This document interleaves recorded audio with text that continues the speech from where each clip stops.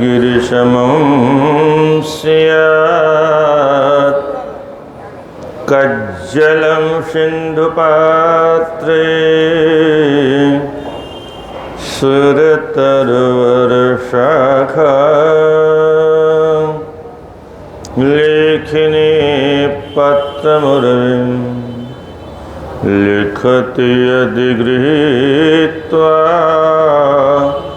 शारदा सर्वकालं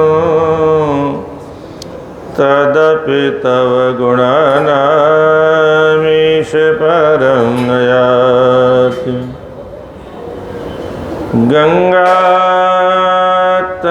गंगातरंगरमणे यजटाकल्पं गौरी निरंतर विभूषितवामभागं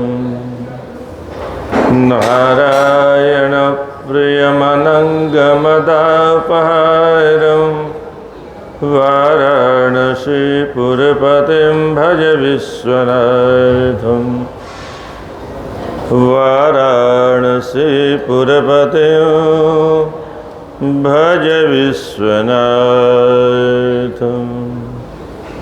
यत्र यत्र रघुनाथ कीर्तनं तत्र तत्र कृतमस्तकाञ्जलिं बाष्पवारि परिपूर्णलोचनं मारुतिं नमत राक्षसान्तकम्। हरे राम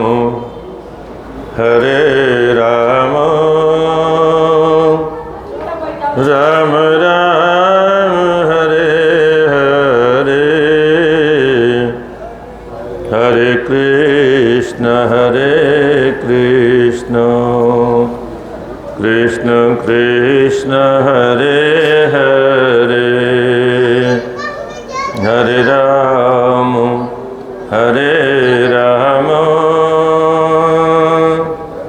राम राम हरे हरे,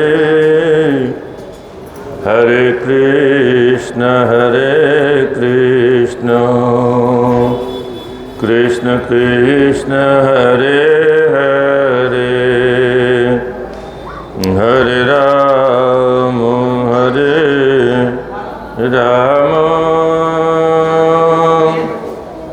राम राम हरे हरे,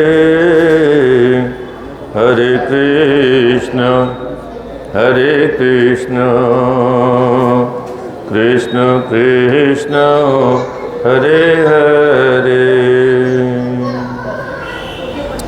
बोले श्री जगन्नाथ भगवान की,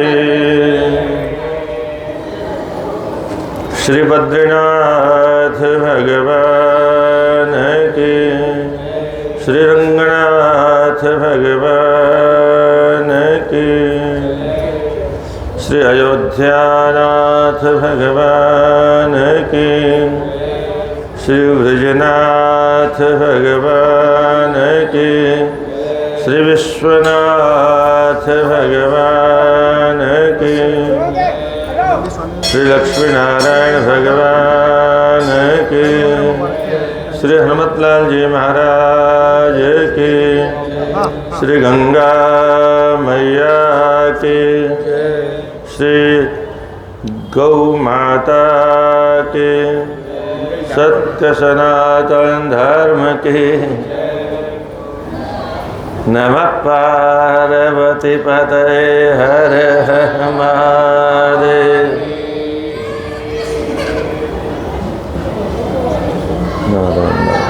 महाराज जी जानना है ना, बहुत अच्छे से ठीक है। महाराज जी सब जगह पूछा बात आए हैं, बटन भी आ चुके हैं। जी इनके दादाजी गुरुमुख राय जी वृंदावन में रहते थे। पिताजी भी काफ़ी प्रयास करते थे, इनके भाई भी वहीं रहते हैं ज़्यादातर।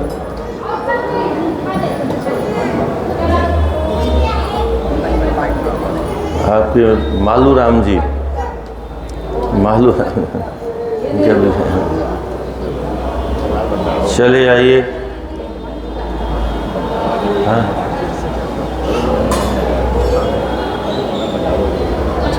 एक परब्रह्म परमात्मा परमेश्वर की असीम अनुकंपा से प्राप्त मानव देह, इस मानव देह को कृत्य करने के लिए हम आप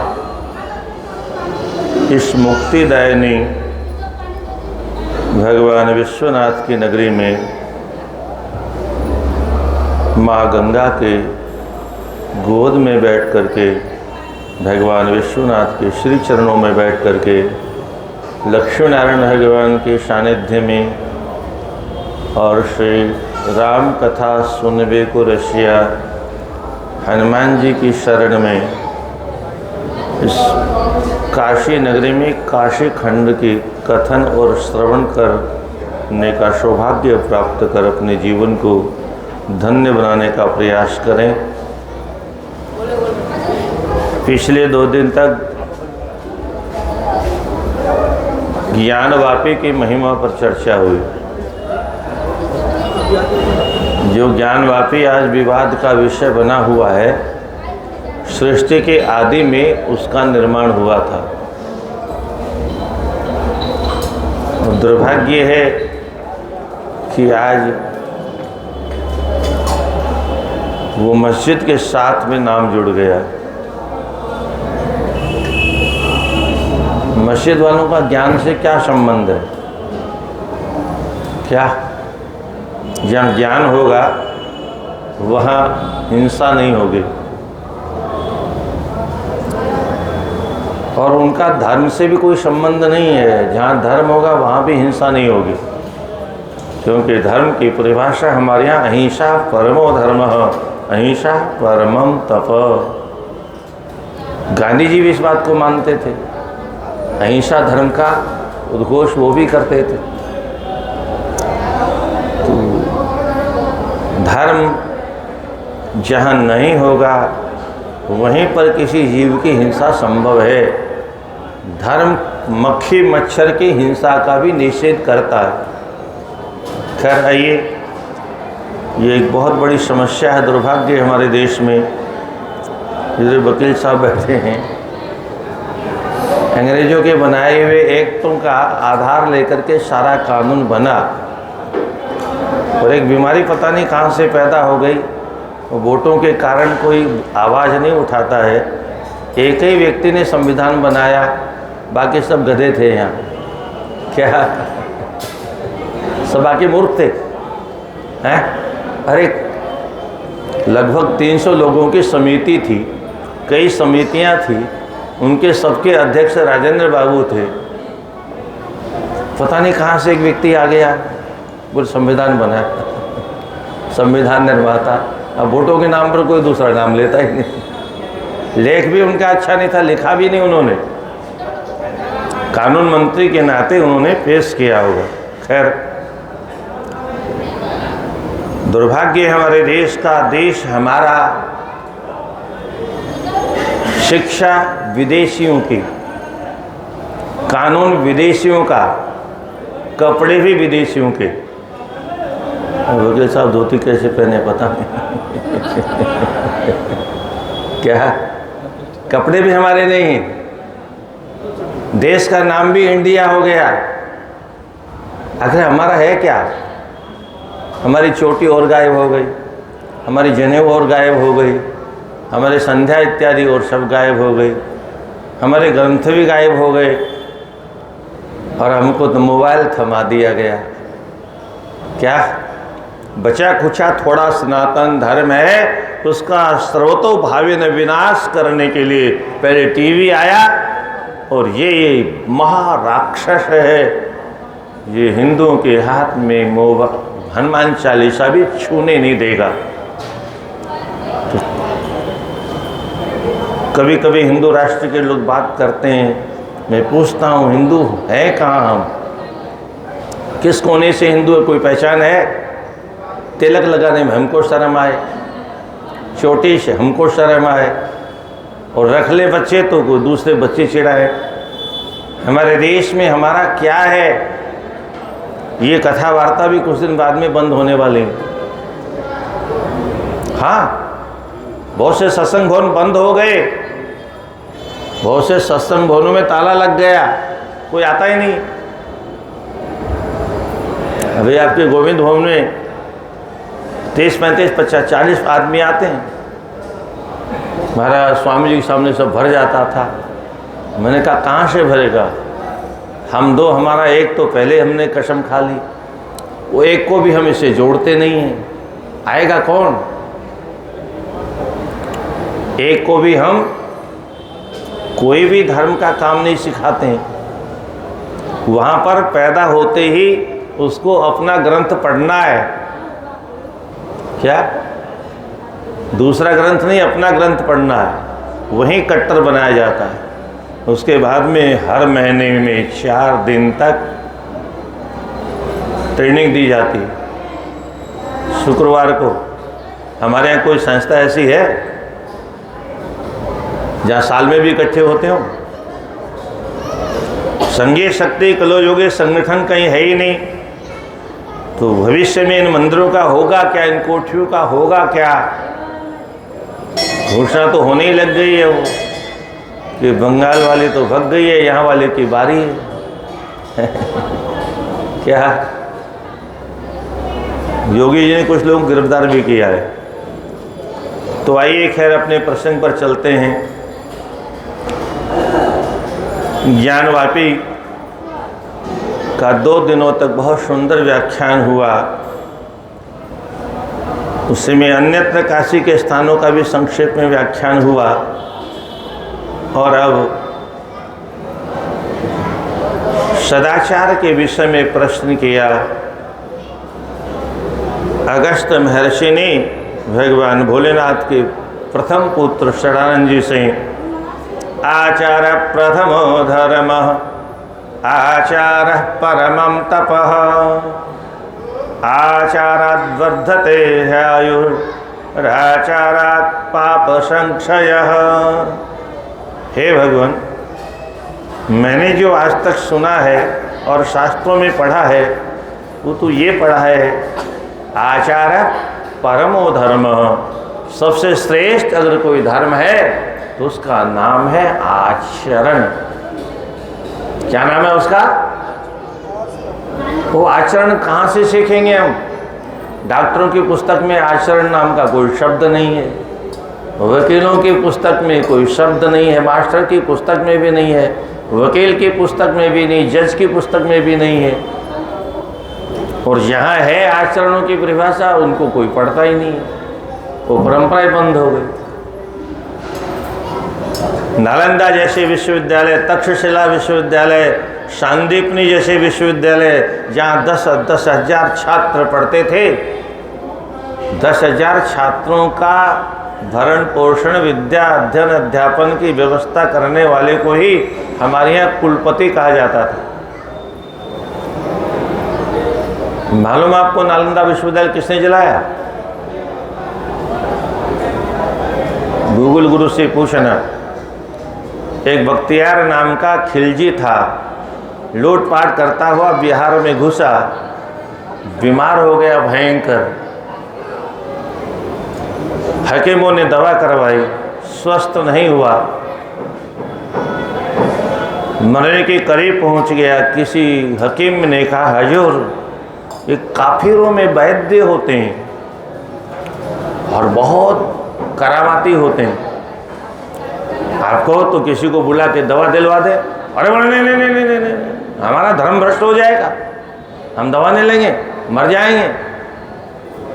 अंत तो गत्वा जब दगा कि नहीं मर ही जाऊंगा, तो मरना तो कोई चाहता नहीं।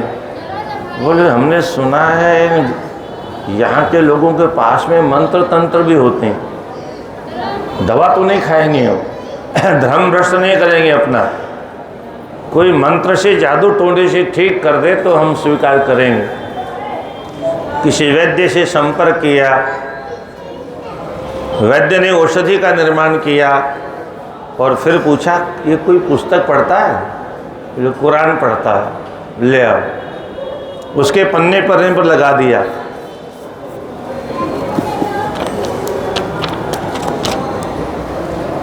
ले जाओ। अब उसको छूने लगा तो हाथों के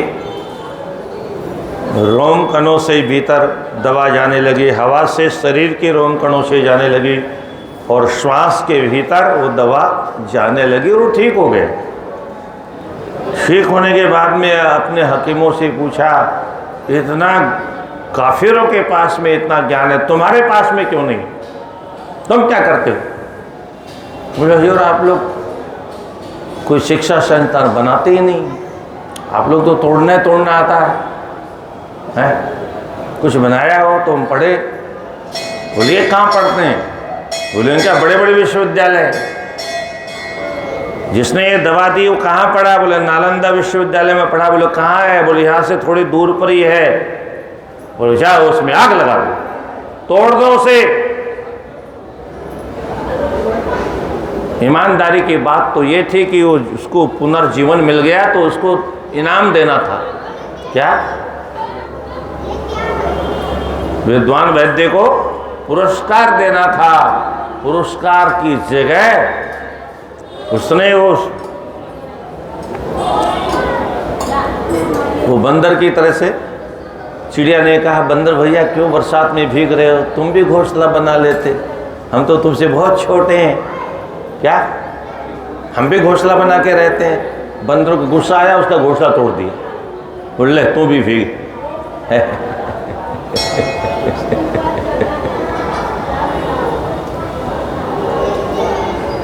लकीर को बिना छुए मिटाने बड़ा करने की औकात थी नहीं, तो लकीर को ही मिटा दो, ये सिद्धांत उनका हमेशा रहा। 6 महीने तक वहाँ का पुस्तकालय धू धू करके जलता रहा।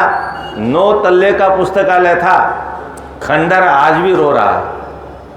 नालंदा विश्वविद्यालय का खंडर आज भी हमको बता रहा है कि यहाँ की नींव कैसी सुदृढ़ थी। कितना बड़ा विश्वविद्यालय रहा होगा यहाँ पर।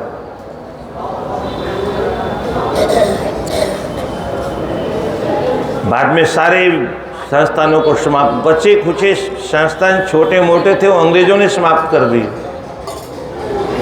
और उसके बाद ये मैकाले की शिक्षा सबको निगल गई। इसलिए आचार सदाचार ये तो घरों में थोड़ा बहुत था, वो भी अब खत्म हो गया। घर के अंदर जो सदाचार बचे थे उसको टीवी का डब्बा खा गया और बच्चों को मोबाइल खा जाएगा। तो आचार परमो धर्म, आचरण सबसे बड़ा धर्म है। मनु जी महाराज कहते हैं वृत्तम यत्नेन संरक्षेत वित्तम याति च अक्षिणो वितदक्षिणो व्रतस्तु हतो हतः। मनुस्मृति में मनु जी कहते हैं संसार के लोगों अपने चरित्र की रक्षा बहुत सावधानी से करनी चाहिए। किसी ने कहा हमने तो सुना है धन की रक्षा करनी चाहिए, और धन तो आता जाता रहता है, ये तो आने जाने वाली चीज है, ये रुकने वाली चीज नहीं है। किसी ने कहा हमने तो सुना है शरीर की रक्षा करनी चाहिए। बोलो शरीर बीमार हो भी जाएगा तो दवा से हम ठीक हो जाएंगे, दवा से हम स्वस्थ हो जाएंगे। और व्रतस्तु हतो हतः, अगर चरित्र हमारा नष्ट हो गया तो सब कुछ नष्ट हो जाएगा। इसी का अनुवाद किसी अंग्रेज ने भी किया, मनी इज लाश, नथिंग इज लाश, ऐसा करेक्टर इज लाश, एवरीथिंग इज लाश।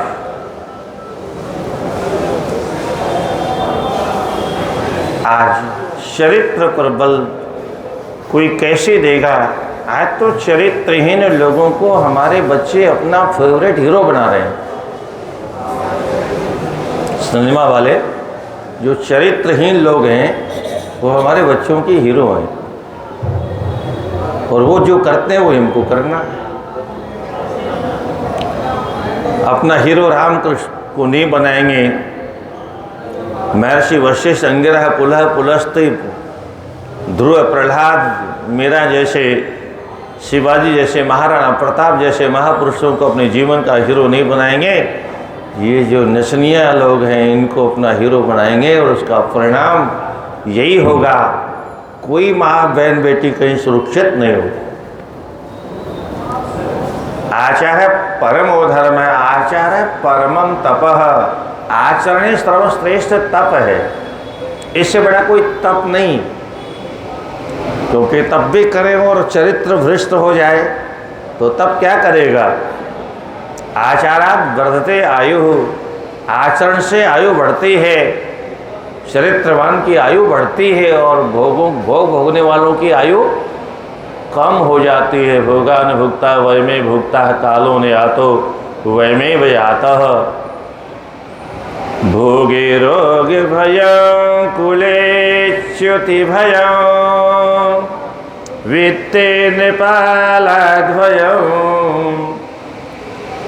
भर्तृहरि जी लिखते हैं भोगे रोग भयम, भोग में सबसे बड़ा भय किसका है, रोगों का भय है। जो जितना बड़ा रोगी है समझ लेना ये इतना ही बड़ा भोगी है। क्या अधिक से अधिक भोग करने का परिणाम ही जीवन में अधिक से अधिक रोगों को निमंत्रण देना है। भोगे रोग भयम कुले च्युति भयम, बहुत उत्तम कुल का है तो बोले उसके में पतन का भय है। वित्ते नृपालाद भयम, बहुत धन है तो बोले रेड पड़ सकती है, कभी इनकम टैक्स की रेड पड़ सकती है, चोर डाकू डाका डाल सकते हैं, इसलिए भय बना रहता है उसको भी।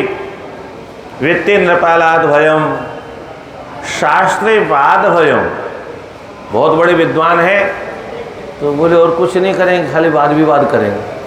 काशी तो शास्त्रार्थ के लिए प्रसिद्ध है, अब धीरे धीरे कम हो गया, अब तो खाली नाटक रहेगा शास्त्रार्थ के नाम पर, बाकी अब विद्वान रह ही नहीं गए तो शास्त्रार्थ करेगा कौन। शास्त्रे वाद भयम गुणे खलु भयम, गुण है तो दुष्ट लोग उसमें कोई न कोई दुर्गुण मिला देंगे। रूपी जराया भयम, रूपवान है तो बुढ़ापे का भय बना रहेगा, एक न एक दिन झुर्रियां पड़ जाएगी। कोई भी ऐसी वस्तु संसार में नहीं है जिसमें भय न हो। बोले कोई तो बताओ, बोले वैराग्य मेवा भयम, सर्वे वस्तु भयान्वितम भुवि नृणाम वैराग्य मेवा भयम। सारी वस्तुएं संसार में भय प्रदान करने वाली है, एकमात्र वैराग्य। कुछ नहीं चाहिए, कुछ है ही नहीं पास में, कुछ संग्रह करना ही नहीं, कुछ रखना ही नहीं है तो भय किस बात का।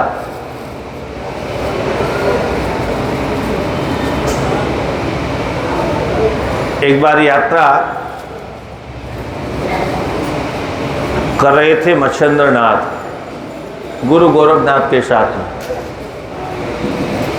चेला साथ में था, गुरु गोरखनाथ जी चेले थे, मच्छिंद्रनाथ गुरु जी थे। तो पुराने ज़माने में राजा महाराजा संत महात्मा का बहुत सम्मान कर, प्रजा भी करती थी। जब राजा करता था तो प्रजा भी करती थी। बचपन में हमने तमाम पंचकोशियों में 84 कोशियों में बड़ा आनंद लिया।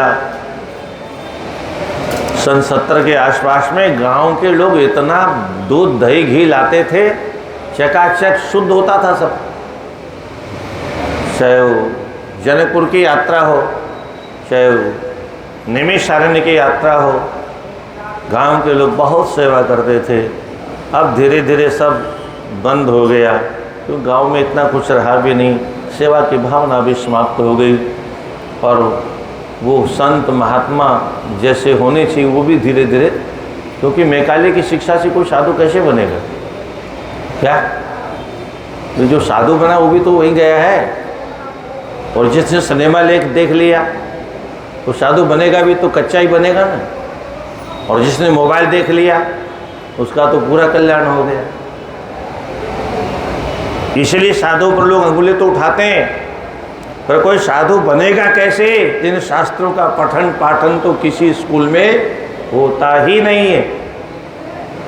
तो धर्म ग्रंथों को बिना पढ़े धर्म का ज्ञान कैसे होगा। और व्यासपीठ पर किसी धर्म की चर्चा होती नहीं, वहाँ तो केवल नाचो कूदो और हमारी झोली भर दो, चूल्हे भांड में झड़ो।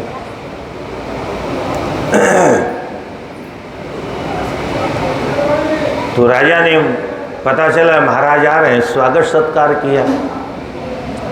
तो महाराज को पहले सोने के कटोरे में, सोने के गिलास में दूध वगैरह दिया, और जब रख के जाने लगे तो बोले महाराज ले जाओ, आपके काम आएगा। योजना बनी थी कि आज रात भर चलेंगे, सुबह जहाँ कहीं नदी वगैरह आएगी स्नान करेंगे, रात भर चलेंगे। शाम होते एक छोटी सी नदी आई, गुरुजी बोले चले, अब मैं थोड़ा जंगल जाके आता हूँ, तब तक तुम बिस्तर लगा के रखना, अब यहीं आराम करेंगे। बोले गुरुजी आप तो कह रहे थे रात भर चलेंगे। अरे डर लगता है रात में। गोरखनाथ जी ने कहा गुरुजी के पास डर, ये शब्द तो पहली बार सुना है। गुरुजी के शब्दकोश में तो डर था ही नहीं कभी, ये डर कहाँ से आया। वो योग्य शिष्य ने तुरंत समझ लिया, और कोई डर नहीं, गुरुजी की झोली में जो सोने के कटोरे और गिलास पड़े हैं, यही डर का कारण है। तो ये तो गड़बड़ है, गुरुजी के पास डर आ गया। ये अच्छा, जाने दो गुरुजी को बाहर, इस डर का कल्याण सबसे पहले करना है। तो गुरुजी जंगल गए और उन्होंने झोली में हाथ डाला और वो डर निकाला और कहा हे डर देवता, तो काहे को हमारे गुरुदेव के खोपड़े में घुस गया, चल। घुमाया और नदी में फेंक दिया। गुरुजी आए, तुमने बिस्तर खोला नहीं? बोले गुरुजी अब चलो। अरे तुमसे कहा था ना रात में डर लगता है। बोले गुरुजी डर को तो मैंने फेंक दिया, अब डर नाम का कोई तत्व नहीं है, कोई पदार्थ नहीं है। बोले डर फेंक दिया। गुरुजी भी तो गुरुजी थे, तुरंत पहुंच समझ गए। तो झोले में देखा तो डर नहीं था। तो हमारे जैसा होता तो बहुत मार मारता, हमारे जैसा कलयुगी गुरु होता तो खोपड़ी फोड़ देता शिष्य के मार मार करके, और कहता निकाल ना रहे, निकाल नहीं तो तुमको यही दफन करते। कटोरा फेंक दिया तो सोने का, हमारे बाप दादा ने देखा है। पर उन्होंने कहा वाह, शाबाश शाबाश, बड़े बहुत अच्छा किया तुम, बहुत। अब चलो, कहने का तात्पर्य जहाँ धन रहता है वहाँ डर भी होता है, और जहाँ सोना ज़्यादा होता है वहाँ तो रात का सोना और गायब हो जाता है। क्या रात की नींद, सोना मतलब रात का सोना हराम हो जाता है। अरे लंकाधिपति रावण गयो भवन सोच बस, नींद परई नहीं रात। डर सोच बस, इतना डर बैठ गया राम जी का कि वो डर के मारे वो अब क्या होगा मेरी सोने की लंका का। तो ज़्यादा सोना होने के बाद रात में सोना हराम हो जाता है, तब या तो गोली खा के सोना पड़ता है या इंजेक्शन खा के सोना पड़ता है, और दूसरा कोई उपाय नहीं है। इसलिए साईं इतना दीजिए जामे कुटुंब समाए, मैं भी भूखा ना रहूं और साधु भी भूखा न जा। इतना, ताकि कोई डर भय रहे ही नहीं। जीवन में छोटा सा जीवन है, जीवन अगर निर्भय नहीं है तो धिक्कार है जीवन। और ये तो हमारे ये कानून की कृपा है वकील साहब, हमारे देश में इतना विकास हो गया। साइकिल छोड़ो तो बोले गायब हो गई, मोटरसाइकिल बोले गायब हो गई, कार बोले गायब हो गई, वो बहन बेटी छोड़ बोले गायब हो गई। अरे सामान्य जनता की बात छोड़ो, कानून इतना लचीला है, इतना क्या कहूं उसको मैं, कोई शब्द नहीं मेरे पास में, कानून है ही नहीं। बैंक किसका खजाना होता है? बैंक में जो खजाना होता है किसका होता है? राजा का। एटीएम में जो खजाना होता है किसका होता है? राजा का। जनता की जेब से निकाल ले जाए, जनता के बैंक तिजोरी उठा के ले जाए, ये तो बहुत छोटी बात है। यहाँ के उपद्रवी, यहाँ के अपराधी, यहाँ के गुंडे तो सरकार का बैंक लूट लेते हैं। क्या ठेंगा दिखा करके एटीएम उठा के ले जाते हैं। और जिस राजा के राज्य में ऐसा होता हो उसको शासन करने का हमारे यहाँ अधिकार नहीं होता। शासन तो ऐसा होना चाहिए कि उसका शासक का नाम सुन करके और अपराधी अपराध करने से पहले लाखों बार सोचे मैं अपराध करूँगा तो मेरी छत का क्या होगा। बाबा बुलडोजर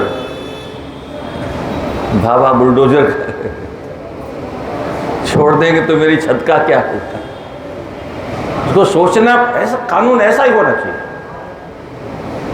और राजा, वो कैसा राजा जो अपराधियों को पालता है? इस देश की जनता कैसी मूर्ख है जो ऐसे लोगों को वोट देती है। अपराधियों को जब को जो पाल रहा है, पीठ ठोक रहा है, खिला पिला के दंड पिला रहा है। कितने अपराधियों को बाबा ने साफ किया, मोटे मोटे अपराधियों। कितने वर्षों से वो विधायक एमपी होते थे। क्या देश का कानून है? जिनको जेल में होना चाहिए वो विधायक बन जाते हैं, वो लोकसभा की शोभा बढ़ाते हैं। क्या होगा इस देश का? आज क्या धर्म है, क्या अधर्म, हमको तो अपने वोट की कीमत का भी ज्ञान नहीं है। आचार प्रथमो धर्म, आचार परमम तप, आचाराद वर्धते आयु। आचरण से आयु की वृद्धि होती है, अन्यथा रावण की तरह से उसका विनाश हो जाता है। यह आयुर आचारात पाप संक्षय, सदाचरण करने से पापों का विनाश हो जाता है। और विनाश तो बहुत बाद की बात है। सदाचारी के जीवन में कोई पाप कर्म होता ही नहीं है।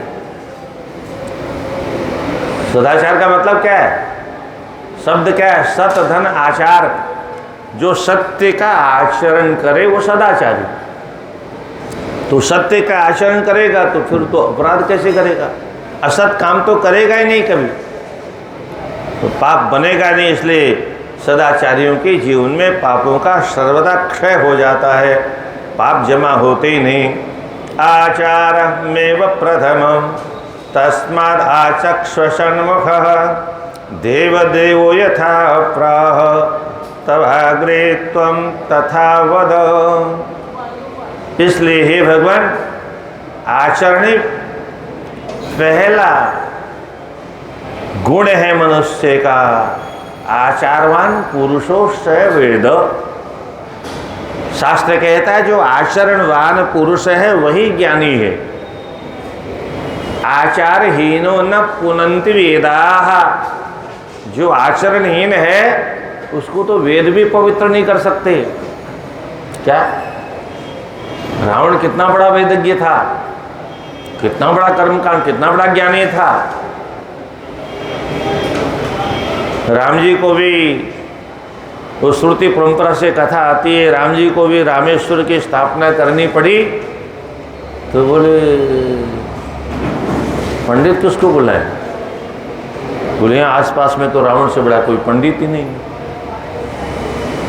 बोले चलो रावण को बुला लेते हैं। रावण को जब अन्य मंत्रण पहुंचा तो रावण ने सीता जी को सूचना पहुंचाई। बोले तुम्हारे पतिदेव यज्ञ कर रहे हैं और बिना पत्नी की तो यज्ञ संभव नहीं है। तो ये जहाँ प्रतिष्ठा होगी तब तक के लिए तुमको ले चलता हूँ, बाद में वापस ले आऊँगा। और ऐसा ही किया। भगवान भोलेनाथ ने ही लंका का निर्माण करवाया और उन्होंने प्रतिष्ठा के लिए रावण को बुलाया। क्या प्रतिष्ठा के लिए रावण को बुलाया? भोले बाबा ने सोचा वो कोई दक्षिणा उक्षणा मांगेंगे पंडित लोग, दूसरे आएंगे तो ये तो अपना चलवा है, तो आशीर्वाद से ही काम चल जाएगा। बुला लिया साहब, सारा काम हो गया। भोले बाबा ने सोचा आखिर चेला ही है, मांगेगा तो कुछ है ही नहीं, पूछने में क्या नुकसान है।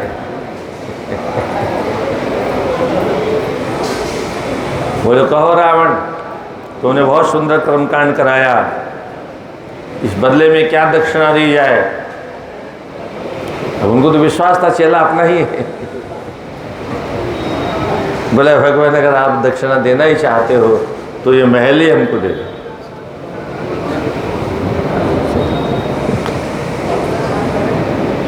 भोले बाबा ने कहा घरवाली से, हम तुमसे पहले ही मना कर रहे थे, काहे को महल के चक्कर में पड़ते हो? देखो न गया, हमारे तुम्हारे भाग्य में नहीं है। भक्तों को आशीर्वाद देके चाहे जितना दे दें, पर स्वयं कहाँ रहते हैं? शमशान में। शमशान में क्यों रहते हैं? एक बार कोई एक भक्त आया, बोले भगवान कभी कभी घूम लिया करो, कुछ भक्तों से मिल लिया करो। तो भोले बाबा को लेके चला। बोले कौन भक्त है, चलो ले चलो। तो भक्त के दरवाजे गए तो पता चला वो तो खेत में गए।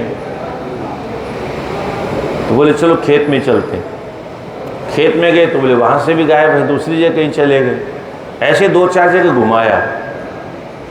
भोले बाबा ने कहा ऐसे कहीं कोई मिलेगा मिलेगा नहीं, काहे को परेशान होते हो, चलो हम एक जगह बताते हैं, वहाँ घूम फिर के सब आ जाएंगे। क्या घूम फिर करके सब वहीं आ जाएंगे, और इसलिए शमशान में आके बैठ के बोले जिसको मिलना होगा यहीं आ जाएगा। कोई दुनिया में माई का लाल ऐसा है ही नहीं जो यहाँ नहीं आएगा। भक्त हो अभक्त हो सबसे यही मिलन हो जाएगा। सम का अर्थ है मृत्यु और शांत का अर्थ है सोया हुआ। सोया हुआ प्राणी जहाँ रहता है उसका नाम शमशान है। और सोया हुआ प्राणी अर्थात मरा हुआ प्राणी कहाँ रहता है? मारने का ठेका किसका है? भोलेनाथ का। तो सारे जगत के प्राणी मरने के बाद में भगवान भोलेनाथ में लीन होते हैं, इसलिए वो शमशान में रहते हैं। और वहीं पर जाने वाले लोग उनको तारक मंत्र दे करके विदा करते हैं। तो आचार में प्रथम तस्मात् आचक्ष सन्मुख, आचरण पहला कर्म है, पहला धर्म है। बिना आचरण के रावण जैसा विद्वान निंदित हो गया। बिना आचरण के रावण जैसा विद्वान बेमौत परिवार के साथ मारा गया। क्या जरूरत थी सीता जी की? उसको हजारों रानियां थी उसके पास में, और सब एक से एक अद्भुत। तुलसीदास जी संकेत करते हैं, देव दक्ष गंधर्व सुर किन्नर राजकुमारी। देव दक्ष गंधर्व सुर सबके यहाँ की देवियाँ थी उसके यहाँ। किन्नर राजकुमारी सब राजकुमारियाँ थी। ऐरी गैरी नथु खेरू लाता ही नहीं था। पर एक विशेषता थी रावण में, जिसको आज के लोग राक्षस मानते हैं। हम लोग जिसको राक्षस मानते हैं उस रावण में भी एक बहुत विशेषता थी। क्या? बिना विवाह के किसी को अपने महल में नहीं रखता था। बिना अग्नि में फेरा लिए किसी को अपने नो एंट्री। आपने देखा भी होगा सीता जी को कहाँ रखा? अशोक वाटिका में। महल में रखता तो कोई रोक थी क्या? उसके ऊपर भी कोई बंदिश थी क्या? नहीं। जब तक विवाह नहीं कर लेगी, स्वीकार नहीं कर लेगी, विवाह नहीं कर लेगी, तब तक घर में अंतःपुर में प्रवेश नहीं। उस जमाने के राक्षसों में और आज के जमाने के राक्षसों में कितना अंतर है। तो बड़े राक्षस कौन है? बड़ा राक्षस रावण है कि आज वाले राक्षस बड़े हैं? और पहले तो एक ही रावण था। ये और विशेषता है, पहले तो एक ही रावण था, आज तो घर घर में पता ही नहीं किसके खोपड़े में कब रावण घुस जाए और कब किस बहन बेटी का अपहरण रावण अपहरण करके ले भी गया, तो भी सीता जी सुरक्षित थी क्या? त्रेता युग का रावण आज के राक्षसों से बहुत अच्छा था। ये राक्षस कहां से पैदा हो रहे हैं मालूम आपको? सिनेमा से पैदा हो रहे हैं। ये मनोरंजन भवन जो बना रखे हैं मनोरंजन के नाम पर, और ये जो मनोरंजन का अड्डा है, इसको मैं बुराइयों का विश्वविद्यालय कहता हूं।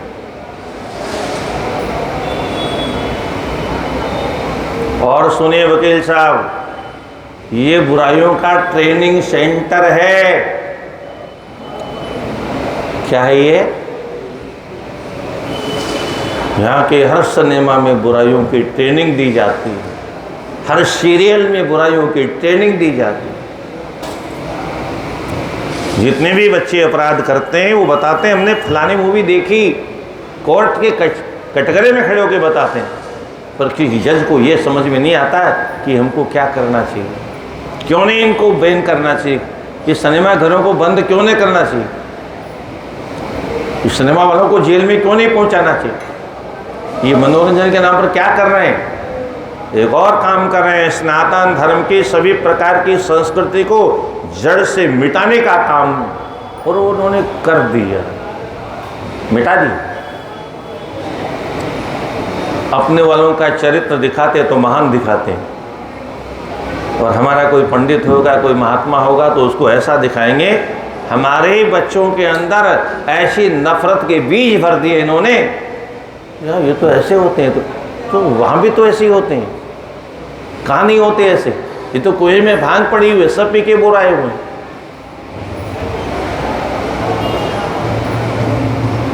हिंदुओं की संस्कृति को समाप्त करने का बेड़ा उठाया था, और उस बेड़े में सबसे पहले सिनेमा की जो आंधी चली, पाश्चात्य सभ्यता को लपेट करके उस आंधी के उपक्रम में सबसे पहले क्या हुआ, हमारे घर की बहन बेटियों के ऊपर जो चुनियाँ हुआ करती थी वो उस आंधी में उड़ी। क्या? उसके बाद में घूंघट उड़ा, और अब तो हमारे बच्चों के कपड़े फटने लग गए। किसके देन है ये? वहीं की देन। ये हमारे यहाँ हुआ। उनकी चुन्नी भी जिंदी है, उनका घूंघट भी जिंदा है, उनके यहाँ कोई कपड़ा फाड़ के पहन भी नहीं सकता। ये छूट हमारे यहाँ है,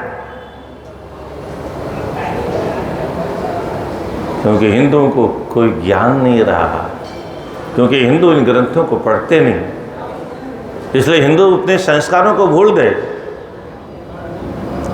जो घरों में संस्कार थे उसको टीवी का डब्बा और मोबाइल खा गए, और अब माँ की बात नहीं मानेंगे। अब तो सिनेमा का जो डायलॉग बोलेगा उसकी बात मानेंगे, भले 35 टुकड़े नहीं 1000 टुकड़े हो जाए, भले श्रद्धा के 35 नहीं 1000 टुकड़े हो जाए, पर घर वालों की बात नहीं मानेंगे। ये सिनेमा वालों की देन है। इनको जब तक बंद नहीं किया जाएगा तब तक ये गंदगी धरती से जाएगी नहीं। या तो अच्छे सिनेमा बने अथवा बिल्कुल बंद कर दो। मैं आपको इसलिए सुना रहा हूँ, कहीं उठाना इन बातों को। आप लोग कानून के रखवाले हो। देवदेव यथा प्राह तवाग्रे त्वं तथा वद। आपसे अच्छा और आचरण की महिमा को कौन जान सकता है, इसलिए आप बताइए। स्कंद महाराज कहते हैं, मित्र वर्ण जाख्या में सदाचारं शतां हितं यदाचर नरो नित्यं सर्वान् कामान् वाप्नुयात्। हे घटोद्भव अगस्त जी में शताम हिताम सदाचार, जो संतों का हित करने वाला है। ये शताम हित क्यों दिया? बोलो दुष्ट तो इधर आते ही नहीं, दुष्ट तो ये आचरण करते ही नहीं, उनको तो अपना हित का ज्ञान ही नहीं है। उनको तो उसी में अपना हित मालूम पड़ता है, चोरी करने में, डाका डालने में, हत्या करने में, बस लूटने में, टैक्सी टेम्पो लूटने में, किसी माँ बहन की इज्जत के साथ खिलवाड़ करने में। तो इसलिए उनको आचरण से कोई उनका संबंध ही नहीं। आचरण से संबंध होता तो ऐसा करते ही नहीं। हमारे यहाँ की जो शिक्षा थी उसकी सबसे बड़ी विशेषता थी 25 वर्ष तक ब्रह्मचर्य का पालन करना अनिवार्य होता था। नींव इतनी मजबूत होती थी कि जीवन में कभी और बुरी दृष्टि उसकी कहीं होती नहीं थी।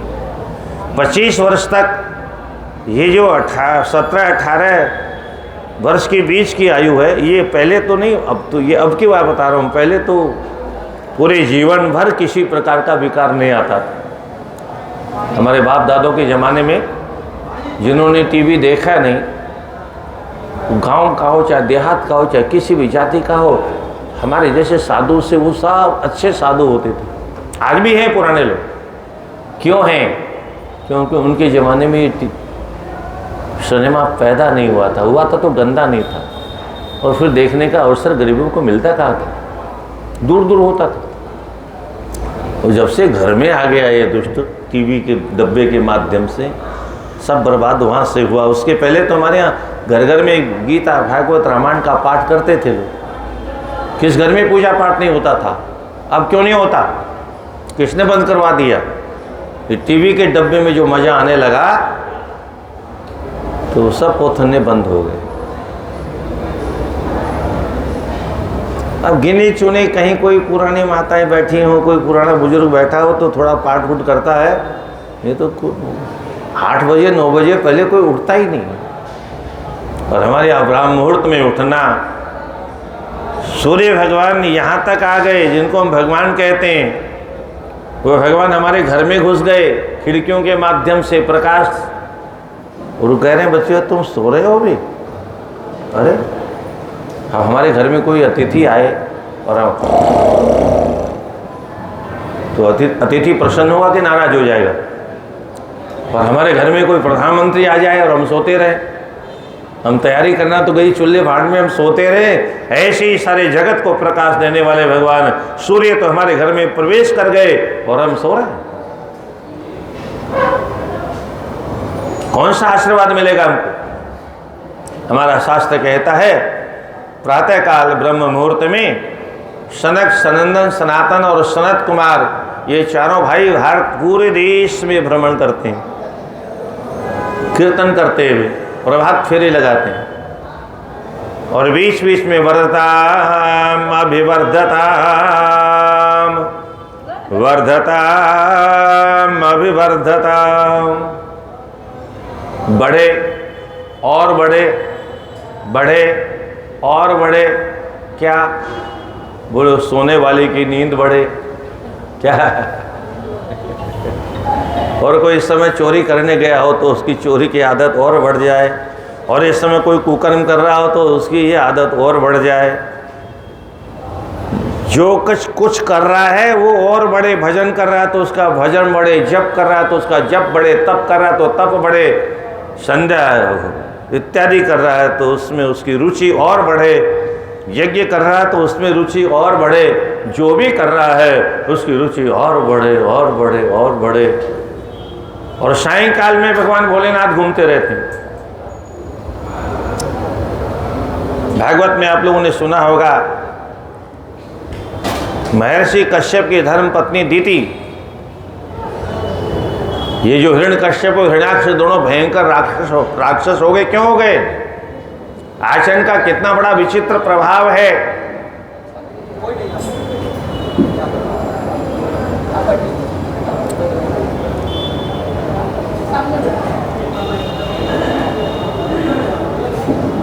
सदाचार किसे कहते हैं? हमें हर क्षण में हमें क्या करना है, किस समय क्या करना, यही सदाचार है।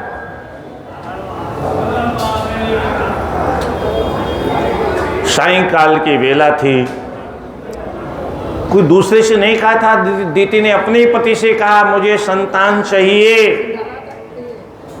अरे बोले देवी ये तो बहुत अच्छी कामना है, पर मैं तो स्नान करके संध्या करने जप करने जा रहा है। बोले मुझे नहीं मालूम, मुझे तो अभी चाहिए।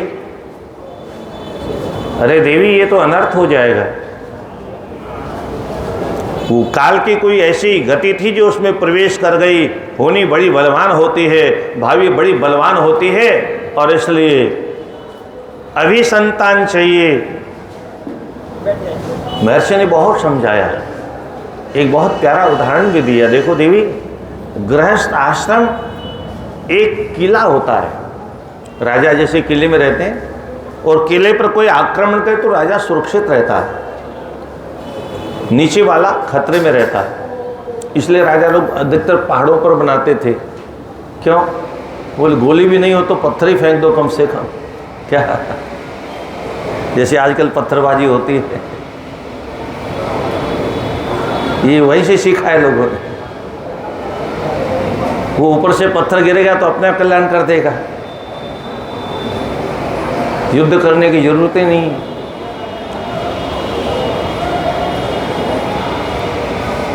प्राचीन परंपराओं को हम भूल गए, आचरण की सारी परंपराएं नष्ट हो गई। सायंकाल की वेला में बार बार जिद करने के बाद महाराज समझाते हैं, देखो किले में हम हैं तो बाहर से कोई काम क्रोध लोभ आक्रमण करे तो उससे रक्षा हो जाती है। पति पत्नी दोनों किले में रहते हैं, और उसकी एक मर्यादा है, समय की मर्यादा है। बिना समय के कोई सांसारिक कर्म नहीं करना चाहिए। इसलिए संध्या काल निपट जाए, फिर तुम्हारी कामना अवश्य पूरी करूंगा। बोल नहीं, मुझे तो अभी संतान चाहिए। ऋषि ने कहा कोई भगवान लीला करना चाहते हैं, तो भगवत इच्छा को मान के उन्होंने स्वीकार कर लिया, और फिर स्नान किया, जप किया, संध्या इत्यादि करके आए, और बोले देवी तुमने आज बहुत बड़ा अपराध किया है, तुम्हारी कोख से 2 भयंकर राक्षस होंगे। तुम्हारी कोख से 2 अपने ही पति के साथ बिना समय के शयन करने का दुष्परिणाम क्या होता है? महर्षि कहते तुम्हारी कोख से 2 भयंकर राक्षस होंगे, क्योंकि तुमने काल का अपमान किया, तुमने पति का अपमान किया, तुमने शास्त्रों का अपमान किया, और इसलिए तो देवताओं का अपमान किया। कितने अपराध हो गए। तो अब उसने बहुत प्रार्थना की, भगवान ऐसा तो नहीं होना चाहिए, बड़ी बदनामी हो जाएगी। कहाँ हमारा ऋषियों का वंश, और कहाँ राक्षस जैसा बालक। 2 राक्षस, 2 ही होंगे, दोनों राक्षस हो जाए। बहुत ज़्यादा पश्चाताप किया तो ऋषि को दया आ गई। किस बात पर दया आई? पत्नी ने कहा भगवान हमारे कुल में राक्षस पैदा होंगे तो हमारा कल्याण कैसे होगा, हमारा मंगल कैसे होगा, हमारा उद्धार कैसे होगा? क्योंकि संतान नालायक होती है तो माता पिता चाहे स्वर्ग में भी हो वो उठा के उसको नरक में डाल देते हैं, और बालक ध्रुव और प्रहलाद जैसा हो तो पिता अगर नरक में भी गया है तो वहाँ से उससे स्वर्ग पहुँचा दे। ये सत्कर्म और सदाचार और असदाचार का ये प्रभाव है। महर्षि ने कहा ये तो जो होगा सो होगा ही होगा, पर रही कुल के उद्धार की बात तो हमारे खानदान में एक ऐसा भक्त होगा वो हमारे खानदान का उद्धार कर देगा, वो प्रहलाद हुआ। ये आशीर्वाद का परिणाम। अब देखिए वो देवी कैसी पतिव्रता थी, गलती हो गई, पर इसके बाद में उसने क्या किया। भागवत में सुखदेव जी लिखते हैं उसने उस बालक को जन्म ही नहीं दिया, बोले क्योंकि आएगा तो उपद्रव करेगा।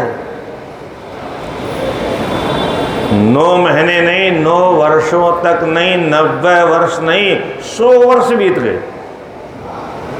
अब 100 वर्ष में वो कितना बड़ा हो गया होगा पेट में, और एक साथ 2।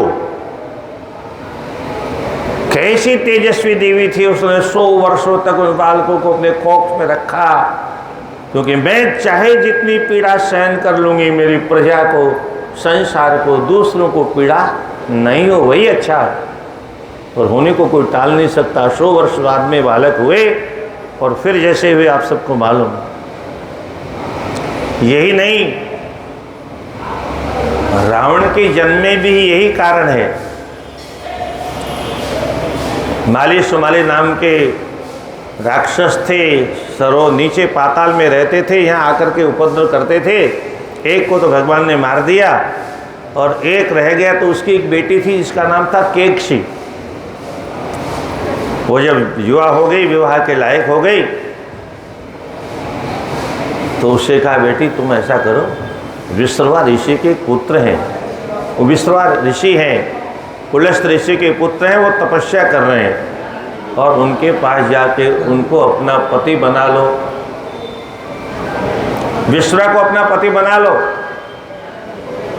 पिता की आज्ञा मान करके वो चले गए। वो सायंकाल वहाँ पहुँचे, महर्षि समाधि में बैठे हुए थे, और शाम को हाथ जोड़ के खड़ी हो गई।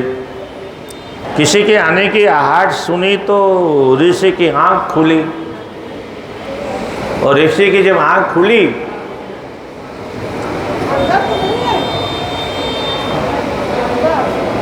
जब ऋषि की आंखें खुली तो ऋषि ने कहा अरे देवी तुमने ये क्या किया।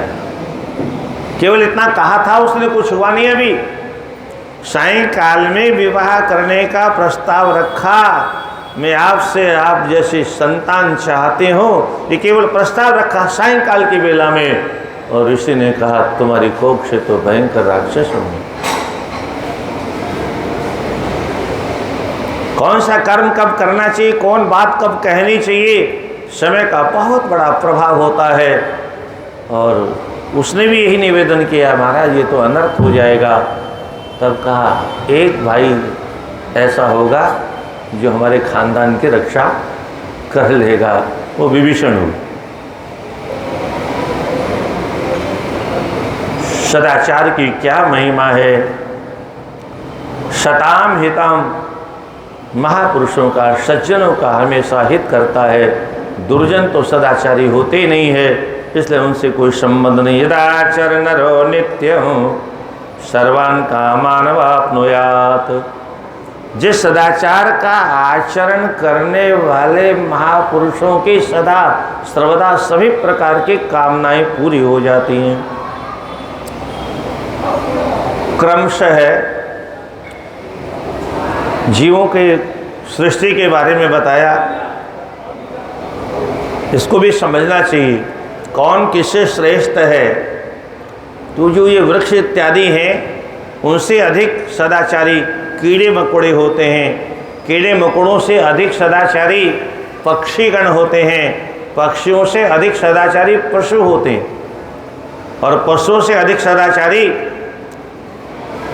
मनुष्य होते हैं। 1 सहस्त्रवांश होता है उनमें खाली धर्म का।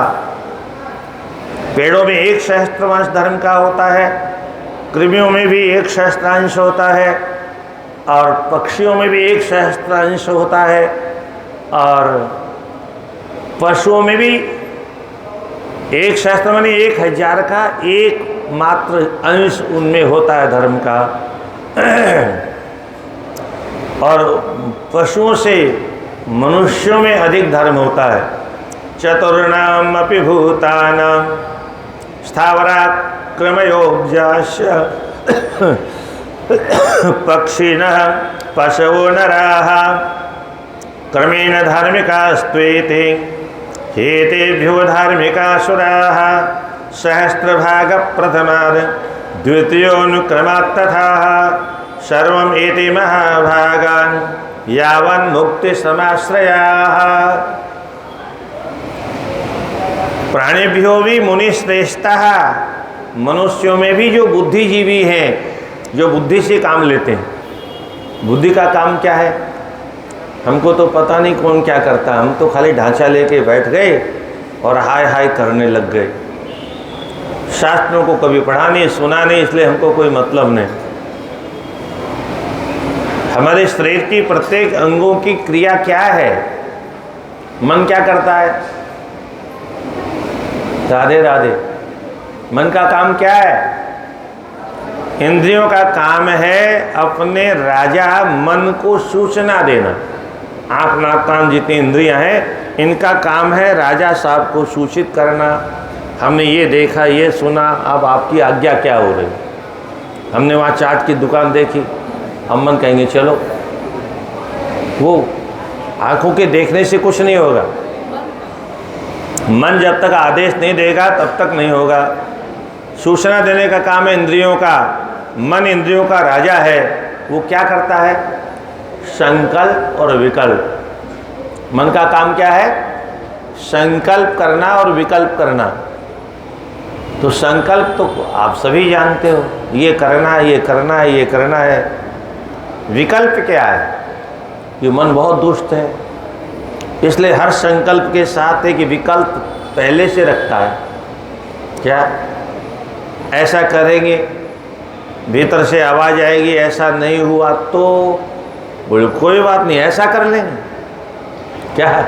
इसका नाम है विकल्प। और विकल्प का भी विकल्प है, वैसा भी नहीं हुआ तो बोले फिर वैसा कर लेंगे। इसका काम है संकल्प करना। अब संकल्प सही है कि गलत है, ये निर्णय मन नहीं कर सकता। संकल्प हमारा सही है अथवा गलत है। वो जो हम संकल्प कर रहे हैं उसको करने से धर्म होगा कि अधर्म होगा कि पाप होगा कि पुण्य होगा, ये मन से इसका कोई लेना देना नहीं। फिर निर्णय कैसे करें क्या सही है क्या गलत है? तो भगवान ने बुद्धि प्रदान की ऊपर से। मन के ऊपर एक बुद्धि का यंत्र रखा। मन का एक यंत्र। राधे राधे। श्रीमन्नारायण नारायण नारायण श्रीमन्नारायण श्रीमन्नारायण नारायण नारायण श्रीमन्। और धीरे से बोलिए, भज मन नारायण नारायण नारायण भज मन।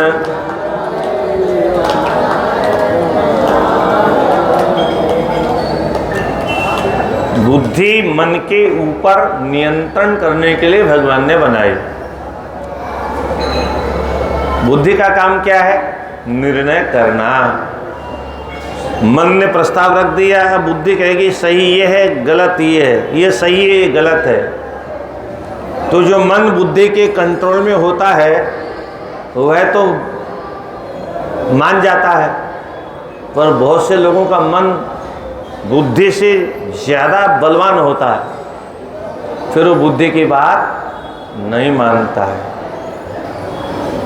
पहली दफ़ा जब आदमी गलत काम करने जाता है तो उसकी बुद्धि उसको बहुत कहती है। पहली दफ़ा अगर मान गया तो फिर आगे भी मान जाएगा, और पहली दफ़ा नहीं माना तो फिर ज़िंदगी उसकी बर्बाद होनी ही होनी है। कोई माई का लाल उसको रोक सकता नहीं। कभी कभी बुद्धि भी फेल हो जाती है, तब कौन निर्णय करेगा? बुद्धि के ऊपर आत्मा का निर्णय है। क्या? कभी कभी ये तथाकथित नेता लोग कहते हैं, हालांकि इनको ये पता नहीं नेता किसको कहते हैं, नेता शब्द का अर्थ भी नहीं जानते। आत्मा की आवाज़ पर हमने इस पार्टी को छोड़ दिया। आत्मा की कोई आवाज़ नहीं थी, खुर्शी आवाज़ दी। खुर्शी बोले इधर ये लुटिया डूबने वाली है, ये नाव डूबने वाली है, तो कूद के इधर बैठ जाओ तो कुछ खाने को तो मिल जाएगा। कभी कभी गलती हो जाती है, जैसे मोरिया से गलती हो गई।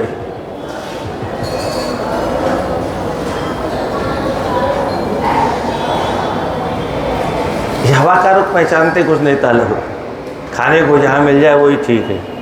और जब तक इधर रहा तब तक तो शांति रही, इधर से निकल गया तो फिर बुद्धि खराब हो गई, फिर रामायण के पन्ने जलने लग गए हमारे देश में। क्या कोई कानून नहीं है हमारे देश में, इस निंदा का कोई कानून नहीं है हमारे देश में, कोई कुछ भी कर सकता है। केवल कानून है तो हिंदुओं के लिए, बाकी किसी के लिए कोई कानून नहीं। वो कुछ भी बोल सकते हैं।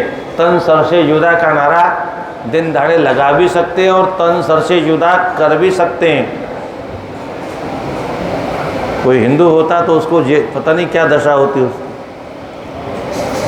सबसे पहले नारा चिश्ती दरगाह में लगाया गया है, जहाँ हिंदू लोग खूब चकाचक पैसा चढ़ाने जाते हैं तन सर से जुदा करवाने की सेना तैयार करने के लिए।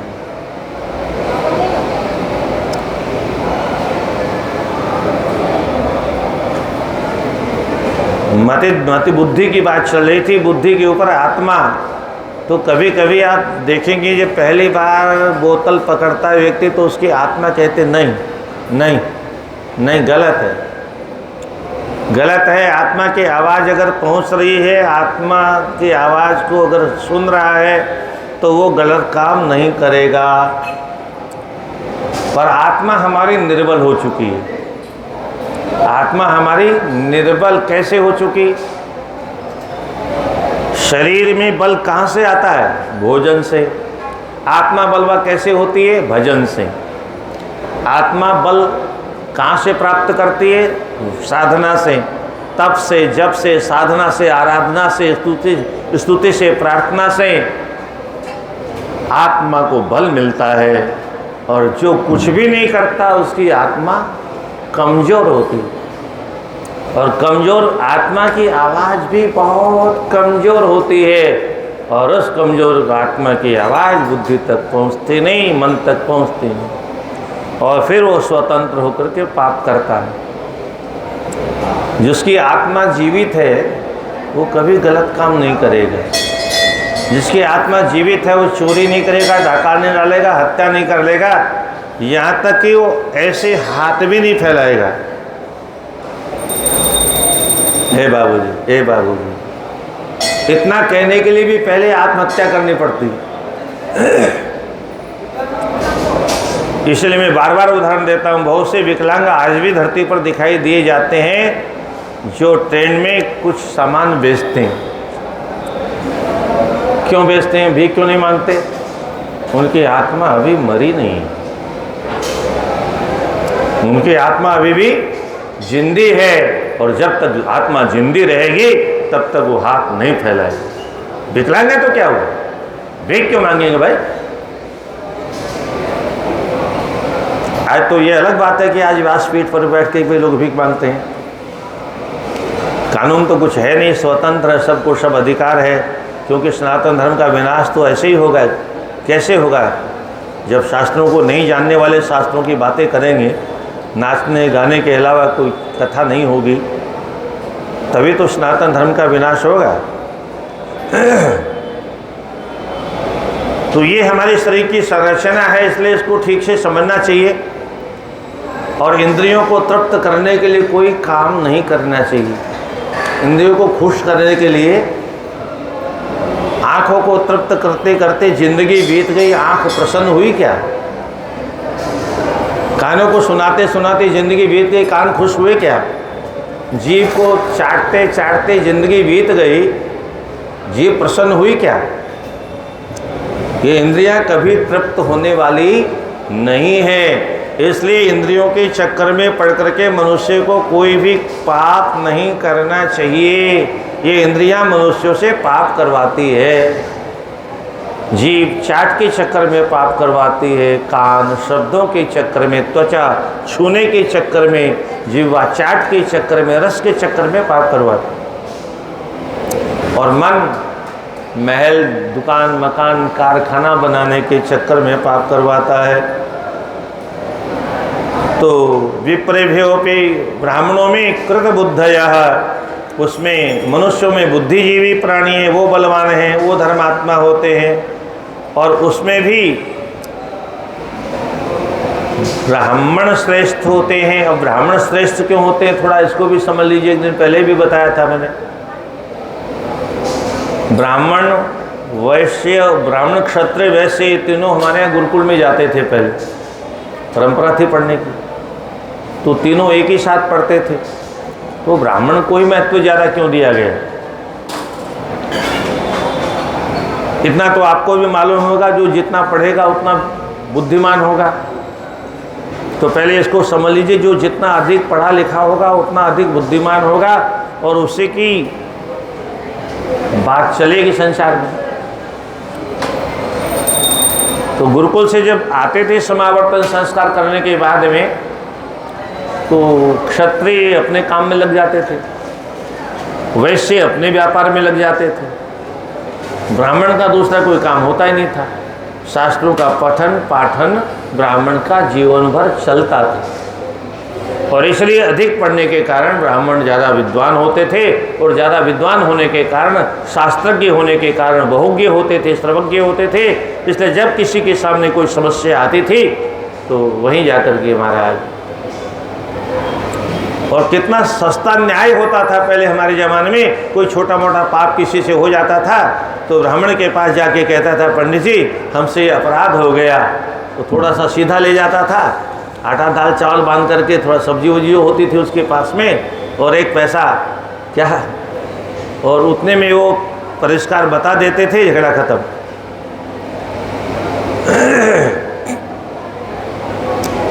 तो उसमें भी वेद पाठी, जो ब्राह्मणों में भी जो वेद पाठी ब्राह्मण है वो श्रेष्ठ हैं। उनमें भी जो विद्वान, जो ज्ञानी है वो श्रेष्ठ हैं। और विद्वानों में भी कृत बुद्धयः, जो शास्त्रों का, वेदों का अर्थ जानने वाले हों, ऐसे अर्थज्ञ जो विद्वान होते हैं वो विद्वान ज़्यादा सम्मान्य होते हैं।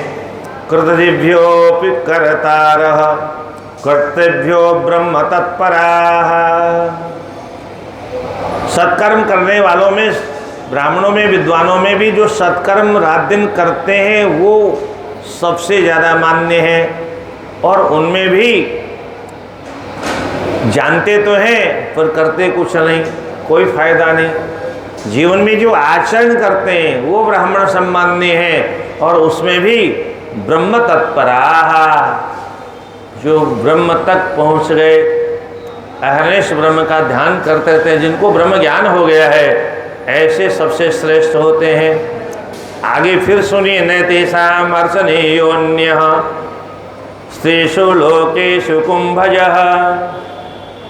अगर ब्राह्मण में इतने सद्गुण नहीं है तो वह भी पूजा करने का अधिकारी नहीं है। अन्योन्यमर्चकास्ते में तपो विद्या विशेषतः। ये लिख दिया ब्राह्मण क्यों विशेष होता था, तप और विद्या के कारण वह विशिष्ट होता था। ब्राह्मणो ब्रह्मणा स्पृष्टः सर्वभूतेश्वरो यतः। ब्राह्मणों को स्वयं भगवान ब्रह्म ने अपने ही मुखारविंद से उनकी रचना की। अभी जो वर्ण व्यवस्था है, हमारे यहाँ जातियाँ नहीं थी। हमारे सनातन धर्म में जाति शब्द नहीं है कहीं पर भी, केवल वर्ण व्यवस्था थी हमारे यहाँ। ब्राह्मण, क्षत्रिय, वैश्य और चतुर्थ जात। इसको आप ऐसा समझिए, जो पढ़ा लिखा ज़्यादा था उसने कहा वही हम सबके बच्चों को पढ़ा लेंगे। बोलो ठीक, ये ठेका आपको दे दिया। छोटा वाला थोड़ा भीमसेन जैसा था, उसने कहा सबकी रखवाली हम कर लेंगे। बोलो ठीक, ये ठेका तुमको दे दिया। उसे छोटा तो बुद्धिजीवी था, व्यापारी खोपड़े थे, बोले कमा के हम सबको खिला देंगे। बोले तुमको ठेका दे दिया कमाने। सबसे छोटा वाला बोला भैया हमको तो और कुछ आता नहीं, तुम लोगों की सेवा करके काम चला लेंगे। ये क्रम चल गया, पूरी क्रम अनादि काल से चला आ रहा था, कोई कल परसों से नहीं चालू हुआ।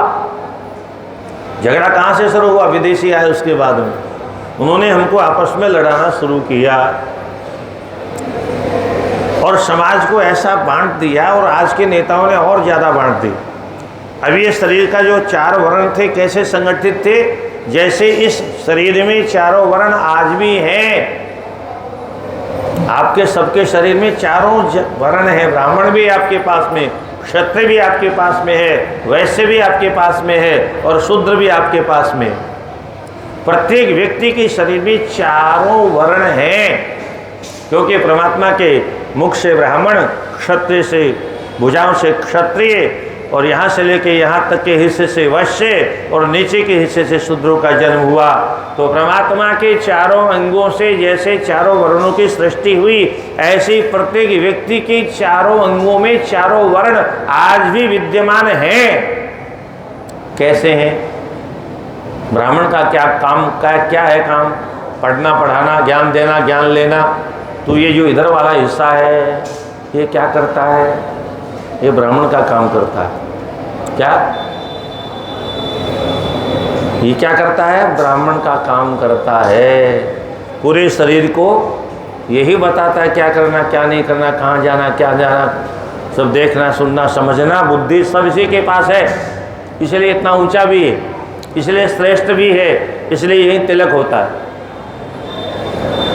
अब क्षत्रिय का धर्म क्या है? रक्षा करना। तो हमारे शरीर की रक्षा कौन करता है? सुबह उठकर रगड़ रगड़ के स्नान कौन करवाता है हमको? पैर से, जीभ से चाट चाट के नहाते हैं। ये हाथों का काम है पूरे समाज की रक्षा करना। तो रगड़ रगड़ के सबसे पहले गंदगी को धोता है और फिर अपने हाथों को साबुन से धोता है। अब आज का पता नहीं यहाँ पर ये छुआछूत की बात क्यों नहीं होती है। ये तो आवाज़ उठानी चाहिए नीचे वाले अंगों को कि तुम छुआछूत क्यों मानते हो हमसे? हमको छू के तुमने साबुन क्यों लगाया है? अरे ये छुआछूत नहीं है, सोचाचार है। ये शुद्ध आचरण नहीं करेंगे, शुद्धि से नहीं रहेंगे, पवित्रता से नहीं रहेंगे, मल लगे हुए हाथों को रगड़ के मट्टी से धोएंगे नहीं, और उसी हाथों से अगर भोजन कर लेंगे तो 4 दिन के बाद में अस्पताल पहुंच जाएंगे, क्योंकि कीड़े साथ जाएंगे। गंदे हाथों से खाओगे तो क्या होगा? ये तो कोरोना काल ने हमको समझाया कि हमारी ऋषियों की परंपरा कितनी अच्छी थी। बार बार हाथ धोना, शुद्धता से रहो ना, शुद्ध खाओ ना, शुद्ध पियो ना, होटल का खाओ ना, क्या चाट की दुकान पर जाओ ना, और किसी को छुओ ना, क्योंकि छुओगे तो आएगा कोरोना। तो यहाँ तो बहुत बड़ा उपद्रव हो गया। जो छुआछूत नहीं मानते थे सब छुआछूत मानने लग गए। क्या? जो छुआछूत नहीं मानते थे, विश्व में जो एक दूसरे का थूक लगा के स्वागत करते थे, वो भी मुंह चाटना भूल गए। क्या? वो भी हमारे भारत की परंपरा में नमस्ते है। यही परंपरा थी। दूसरे का स्पर्श करने से उसके शरीर के भीतर जितने भी उपद्रव हैं सबका प्रवेश होता है। जैसे करंट लगता है बिजली का, वो तो हमको प्रत्यक्ष दिखाई देता है, पर हमारे ऋषियों को ये भी दिखाई देता था स्पर्श करने से भी एक करंट लगता है, और उस करंट से अब इसकी करंट की व्याख्या कहाँ कहाँ करेंगे हैं? मंच पर बैठ के सब जगह ठीक नहीं, सबकी व्याख्या करना कहाँ कहाँ करंट लगता है, कैसे कैसे लगता है। स्पर्श करने मात्र से भी करंट लगता है, और कभी कभी देखने मात्र से भी। शास्त्रों में सब लिखा हुआ है। इसलिए किसी को देखना भी अपराध है। क्या? किसी माँ बहन बेटे से बात करनी हो तो नज़र नीचे रखना चाहिए, उसकी आंख में आंख मिला के बात नहीं करनी चाहिए, नहीं तो अपराध हो सकता है। हमारे यहाँ तो यहाँ तक लिखा है, मात्रा स्वस्रा दुहित्रा वा न विवक्ता शनो भवेत बलवान इंद्रिय ग्रामो विद्वांसम अपकर्षति। शुकाचार्य भागवत में कहते हैं, परीक्षित मनुष्य को अपनी माँ के साथ में भी एकांत में नहीं बैठना चाहिए, अपनी बहन के साथ में भी एकांत में नहीं बैठना चाहिए, अपनी बेटी के साथ में भी एकांत में नहीं बैठना चाहिए, अपनी बहू के साथ में भी एकांत में नहीं बैठना चाहिए, क्योंकि इंद्रियां बहुत बलवान है, इनका विश्वास कभी करना नहीं चाहिए। बड़े बड़े विद्वानों को उठा करके पता नहीं किस काम के गड्ढे में कब डाल दें, इनका कोई विश्वास नहीं करना चाहिए। और ये सिनेमा दिखाने वाले, मनोरंजन के नाम पर है चरित्र भ्रष्ट करने वाले, इन ग्रंथों को पढ़ा होता तो शायद लोगों को ज्ञान होता। घृत कुंभम समम नारी तप्तांगारम समम पुमान। हमारा शास्त्र कहता है, नारी घी का भरा हुआ घड़ा है और पुरुष जलती हुई आग है, इन दोनों का संयोग होगा तो आग को कोई माई का लाल रोक नहीं सकता, इसलिए इन दोनों को दूर रखना ही सीखना चाहिए। आजकल लोग नहीं जानते हैं तो साधु महात्मा लोगों के यहाँ भी रहने लगे देखिए है, और उसका परिणाम क्या होगा? फिर अंतिम में बुढ़ापे में जेल जाना पड़ेगा। क्या ऐसा होता है ना? क्यों होता? शास्त्रों में जो लिखा है उसको आप असत्य कैसे घोषित कर दोगे? हमारे ऋषि महर्षियों ने बहुत रिसर्च करने के बाद लिखा है, और भगवत वाणी है वेद, उसकी व्याख्या की गई यहाँ पर। भगवान सत्य नारायण है, और सत्य नारायण भगवान ने जो भी कहा है उसमें असत्य कुछ हो नहीं सकता। एक मनुष्य उसको काट देगा और ईश्वर की बात गलत है। हमारे पास बुद्धि कितनी है? ऋषि मतलब रिसर्च करने वाले, रिसर्च स्कॉलर। उन्होंने जो कुछ लिखा है वो रिसर्च करके लिखा है। गंगा जल में कीड़े नहीं पड़ते, नाला बह रहा है, वहाँ का जल भी वैज्ञानिकों ने उठा कर रखा, उसमें भी कीड़े नहीं पड़ते। तुलसी दल हमारे यहाँ पूजा का उपक्रम है, परंतु विज्ञान भी मानता है इसमें औषधियाँ हैं। गौमूत्र हमारे यहाँ हर सत्कर्म में, हर शुभ काम में ग्रहण होता है। आज के लोग उसको इस रूप में नहीं मानते। वैज्ञानिक कहते हैं इसमें औषधीय गुण हैं, और अब तो विज्ञान ने यहाँ तक कह दिया है गाय के गौमूत्र में सोना होता है। क्या? तो हमारे पुराने लोग जो पीते थे, अब ऋषियों को मालूम था कि गरीब आदमी स्वर्ण भस्म कहाँ से खाएगा। क्या? तो थोड़ा बहुत गौमूत्र पीता रहेगा तो स्वर्ण भस्म जाती रहेगी, सोना जाता रहेगा तो स्वस्थ बना रहेगा। विशेष करके जो पीली गाय है, उन गायों के अंदर, विशेष गुजरात में ज़्यादा मिलती हैं, तो उन गायों में स्वर्ण पाया गया है। ये रिसर्च आ गई है। तो हमारे शास्त्रों का अद्भुत है। अब कोई पढ़ेगा नहीं तो ज्ञान कहाँ से होगा? तो अन्योन्य मर्चकास्ते वे तपो विद्या विशेषतः ब्राह्मणो ब्रह्मणा श्रेष्ठ। ब्रह्मा जी ने सारे सृष्टि में सबसे पहले ब्राह्मणों की रचना की। तो मैं आपको बता रहा था चारों वर्ण हमारे शरीर में हैं। कहीं फोड़ा फुंसी हो जाएगा तो इलाज कौन करेगा? हाथ। कोई भी काम हो, सर्दी में मैल लग जाएगा तो रगड़ रगड़ के कौन दूर करेगा? क्योंकि इनका काम है, इनका धर्म है। क्षत्रिय का धर्म है शरीर की रक्षा, और विराट रूप में जाएंगे तो ब्रह्मांड की रक्षा। देश की रक्षा, गांव की रक्षा, परिवार की रक्षा। और वैश्य क्या करता है? व्यापार। वो तीनों भाइयों क्या भोजन पहुंचाता था। तो ये हिस्सा क्या करता है? संग्रह करता है। संग्रह करने के बाद में ईमानदारी से सबको बांटता है, खून बना करके ईमानदारी से सारे अंगों को फ्री बांटता है। और अगर थोड़ा कंजूसी कर ले कि हमको इधर वाले को नहीं देना है, तो फिर क्या होगा? लकवा मार जाएगा कि नहीं मार जाएगा? पक्षाघात का रोग होगा कि नहीं होगा? ज़्यादा निकल जाए तो पेचिश हो जाएगा, कंजूसी कर लेगा तो तमाम बीमारियां हो जाएंगी। तो इसलिए उसको निकालना है। तो इसका काम है, आज भी चल रहा है।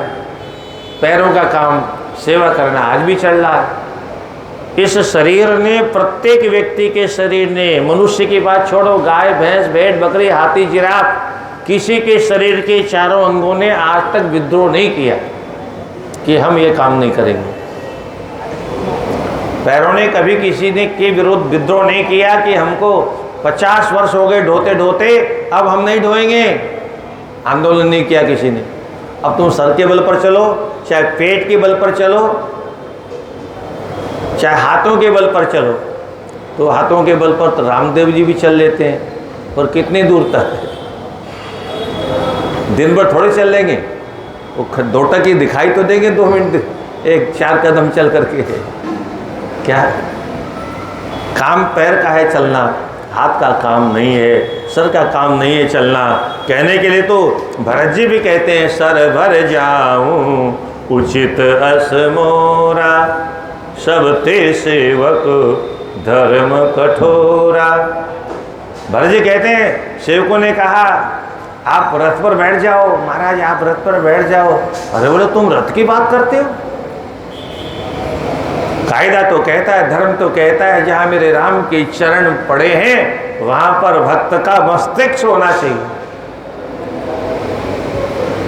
इसलिए सरभर जाऊं उचित से मोरा, पर सबते सेवक धर्म कठोरा। ये सेवा का धर्म बहुत कठिन है, इसलिए सर से चलना संभव नहीं है। इसलिए राम जी के चरणों को बचाते भी चल रहे। तो ये आज तक विद्रोह नहीं हुआ, और कदाचित विद्रोह हो जाए तो शरीर के अंगों में विद्रोह हो जाए कि आज से हम अपना काम नहीं करेंगे, तो हमारी दशा क्या होगी? वही दशा विदेशियों ने और आज के नेताओं ने हमारे समाज की संरचना का बना दी। वही दशा बना दी, सबको तोड़ फोड़ के अलग कर दिया, सब गड्ढमड्ढ हो गया। अपने अपने धर्म पर चलने को कोई तैयार नहीं। और मैं तो फिर कहता हूँ आज के नेताओं से, शासन करना अगर किसी को आता है तो क्षत्रिय को आता है। किसी को विश्वास नहीं हो तो बुलडोजर बाबा से मिल लेना। क्या शासन कैसे होता है? ये क्षत्रिय का खून गर्म होता है, उसे सहन नहीं होता। बाबा जी बनने के बाद में भी इतना कठोर है, कैसे कोई मनुष्य हो सकता है भाई? और क्षत्रिय का धर्म है, वो अपराधी को देख ही नहीं सकता।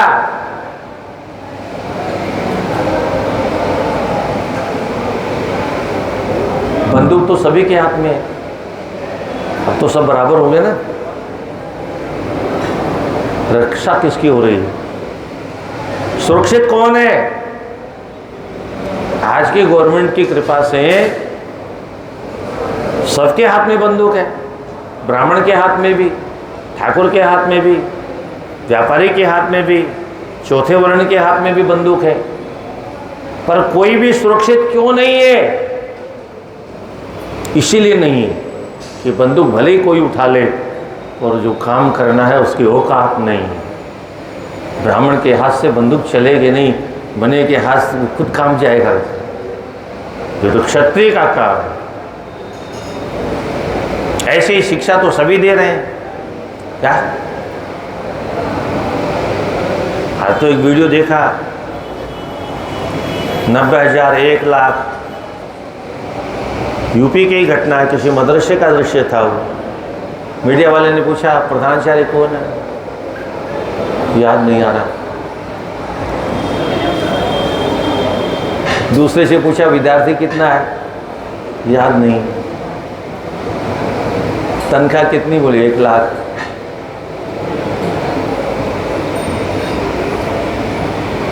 विद्यार्थियों से पूछा प्रधानमंत्री कौन है, नहीं मालूम। मुख्यमंत्री कौन है, नहीं मालूम। भारत माता की बोले नहीं बोलेंगे। ये तो मालूम है, बाकी कुछ नहीं मालूम है। सनातन धर्म आज लुप्त प्राय हो गया है, क्योंकि जहाँ से सनातन धर्म की जड़ें थीं, उन जड़ों से हमको काट के अलग कर दिया गया। सनातन धर्म की जड़ें इन शास्त्रों में, सनातन धर्म की जड़ें वेदों में है, पुराणों में है, गीता में है, भागवत में है, रामायण में है, महाभारत में है। उन जड़ों से हमको अलग कर दिया। भारत में जब छोटे छोटे बच्चे हनुमान चालीसा भी नहीं पढ़ेंगे तो फिर क्या होगा हमारे धर्म का।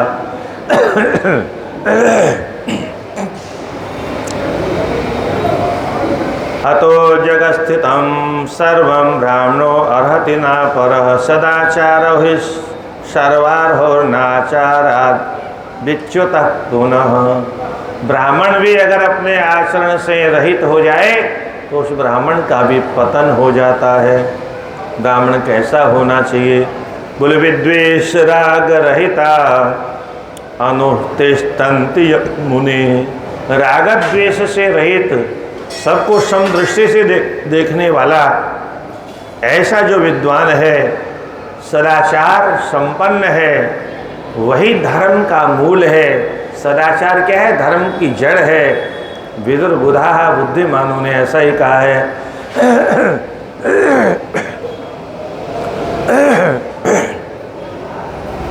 लक्षणे परिहीनोपि सम्यगाचार ततः परः श्रद्धालुरनुसूयश्च निरोजीवे समासतम्।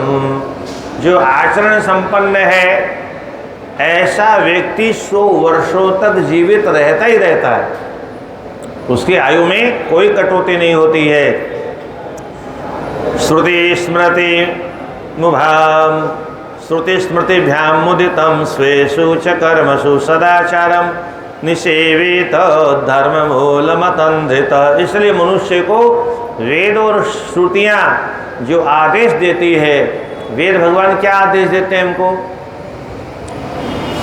वेद भगवान कहते हैं मातृदेवो भव, पितृदेवो भव, आचार्य देवो भव, अतिथिर्देवो भव, सत्यम वद, धर्मम चर, स्वाध्यायन मा प्रमद। ये है मानव धर्म जो वेद उपदेश देता है। अपनी माँ को देवता मानो, अपने पिता को देवता मानो, अपने गुरुजनों को देवता मानो। आज तो गुरुजी को गोली से उड़ा देते हैं, चक्कू भोंक देते हैं। गुरुजी ने नकल रोक दी तो गुरुजी घर ही नहीं पहुँचे, क्या शमशान घाट पहुँच गए। क्यों ऐसा है? शिक्षा तो सब दे रहे हैं और किसी का सम्मान कोई आज करना जानता ही नहीं है। औरों का क्या सम्मान करेगा? अपने जिन्होंने जन्म दिया उनका सम्मान नहीं आता हमको। उनको भी आज बहू आने के बाद में वृद्धाश्रम का रास्ता दिखा दिया जाता। क्या यही है? जब तक गुरुजन शिक्षा देते थे तब तक सभी प्रकार का ज्ञान आता था, और जब से शिक्षा को सबके हाथ में दे दिया है तब से शिक्षा का ये दुर्दशा का अप्रत्यक्ष आप देख सकते हैं। कौन सी शिक्षा है ये जो अपनी मम्मी की बात नहीं मानती, बाप की बात नहीं मानती और फिर 35 टुकड़े में कट जाती है? शिक्षा ही तो है ये। इन शिक्षा से ज्ञान नहीं आता। पाश्चात्य शिक्षा में ज्ञान नहीं है।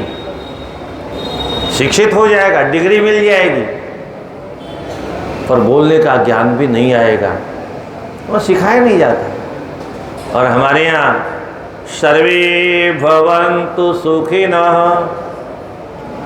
सबको प्रार्थना में यही उद्घोषित करवाया जाता है। जब से स्कूल गया तब से हमारे यहाँ का छात्र बोलता था, सर्वे भवन्तु सुखिनः, सर्वे सन्तु निरामयाः, सर्वे भद्राणि पश्यन्तु मा कश्चित्। कोई दुखी नहीं हो, मतलब हमको किसी को दुख देने का अधिकार नहीं है। सर्वे भवन्तु सुखिनः, सभी सुखी हों। काले वर्षतु भर्जन्यः पृथिव्या सस्यशालिनी, देशोऽयं क्षोभरहितो। ये क्या है? हमारे यहाँ के ऋषि महर्षि प्रातःकाल उठ करके परमात्मा से प्रार्थना करते थे, और आज भी प्रार्थना हो, आज भी वो कविता गाते हैं लोग, रहने रहने गो अवे, है क्या गाते हैं? राधे राधे रहने रहने गो अवे। वर्षा अब तुम चले जाओ, फिर आना कभी। अब वहाँ ज़्यादा वर्षा होते थे तो वहाँ के लिए लोग गाते तो ठीक था। अब हमारे यहाँ का हर स्कूल में सुबह सुबह उठ करके और सारे बच्चे कहते हैं रहने नहीं, यहाँ तो ऐसे ही काल पड़ रहा है, पानी की एक बूंद ऐसे नहीं दिखाई दे रही, और सब मिलके प्रार्थना करें तो वर्षा वैसे नहीं होगी, वैसे मर जाएंगे। तो ये रहने रहने गो अवे, इसकी यहाँ ज़रूरत कहाँ थी? पर वो चूँकि अंग्रेज़ों की बनाई हुई है और हमको अंग्रेज बनना है, इसलिए यही गाना है हमको, है टेडी बियर। पता नहीं क्या, किसी भी एक पाठ में कोई संस्कार की बात नहीं है, कोई सदाचार की बात नहीं है। कहाँ से बच्चों को ज्ञान होगा? इसलिए श्रुति और स्मृतियाँ जो आदेश देती हैं वही सदाचार है। और उस सदाचार को कैसे करना चाहिए? बोल अतंद्रितः, निरालस्य हो करके, आलस्य का त्याग करके। 4 बजे नींद अच्छी आती है, ठंडी का मौसम है, रजाई से बाहर निकलने का मन नहीं करता है, उस आलस्य को त्यागो। क्यों? बोले आलस्य ही मनुष्याणाम शरीरस्तु महान रिपु। आलस्य तो मनुष्य के शरीर में रहने वाला उसका सबसे बड़ा दुश्मन है, और विद्यार्थियों का तो महादुश्मन है आलस्य। इसलिए बिना आलस्य के धर्म का आचरण करना चाहिए।